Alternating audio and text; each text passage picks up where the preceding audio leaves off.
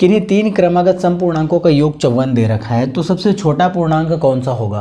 क्रमागत संख्याएं दे रखी हैं, वो भी 3 और सम संख्याएं हैं, तो इसमें हम क्या करेंगे, बीच वाली संख्या निकालने का कॉन्सेप्ट लेंगे। बीच वाली संख्या मतलब कि औसत। तीन संख्याओं का योग दे रखा है आपको 54, तो 54 से इनका योग है और 3 आंकड़े दे रखे हैं, 3 संख्याएं हैं, तो दोनों को अगर आप आपस में डिवाइड कर देते हैं तो बीच वाली संख्या निकल करके आ जाएगी 3 एकम 3 और 3 अट्ठे 24। 18 जो है वो बीच वाली संख्या है। कितनी संख्याओं में, 3 संख्याओं में। तो 3 संख्या में अगर 18 बीच वाली संख्या है तो आप बोलेंगे 16 जो है वो पहली संख्या है, छोटी संख्या है, इसमें सबसे छोटी संख्या 16 हो जाएगी और यही उसका आंसर हो जाएगा। दूसरा क्वेश्चन देखेंगे कि 3 क्रमागत प्राकृतिक संख्याओं का योग 87 है। 3 क्रमागत प्राकृतिक संख्याओं का योग 87 है। अब यहाँ पे आपको 87 दे रखा है 3 क्रमागत प्राकृतिक संख्याओं का, तो इसमें भी फिर से वही बीच वाली संख्या निकल करके आएगी। बीच वाली संख्या औसत जो होता है उसी को हम बीच वाली संख्या बोलते हैं। यहाँ से आपका सॉल्व करने पर कितना निकल करके आ जाएगा, 29। 3 संख्याओं में 29 जो है वो बीच वाली संख्या है। हमसे इस क्वेश्चन पे पूछ क्या रखा है कि बीच वाली संख्या क्या होगी, तो वही ये संख्या 29 हो जाएगी, यही आंसर है।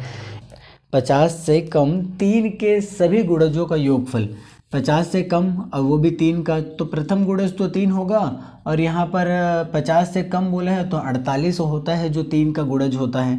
तो इसमें टोटल आपके आंकड़े आ जाएंगे 16।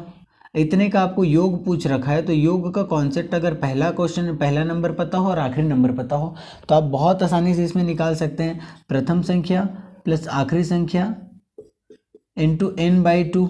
अब n यहाँ पे कितना है, तो n है यहाँ पर 16, क्योंकि 16 आंकड़े ही होंगे यहाँ पर। 16 गुणा 3 करने से ही 48 आता है। इसको हल करने पर ये निकल के आएगा 8 और 51 यहाँ से निकल के आएगा। 51 गुणा 8 करोगे तो 8 एकम और 8 पंचे 40, 408 इस क्वेश्चन का आंसर हो जाएगा।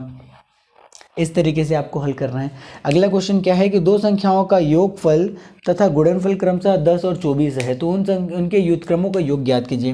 दो संख्याओं का योगफल दे रखा है आपको और उनका गुणनफल दे रखा है। दो संख्याओं का योगफल दे दिया है 10 और उनका गुणनफल दिया है 24 और आपको पूछ दिया उनके युतक्रमों का योग। युतक्रम का योग मतलब ए का युतक्रम अगर हम देखें तो 1/a और बी का युतक्रम 1/b।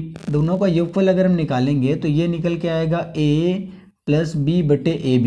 एक्चुअल में आपको a प्लस b/ab ही निकालना है। a प्लस b का मान ऑलरेडी दे चुका है और a इंटू बी का मान भी 24 है। हल करने से ये निकल करके आ जाएगा, 2 से काटने पर ये 5 बार में और ये 12 बार में, ये आपका 5/12 आंसर हो जाएगा।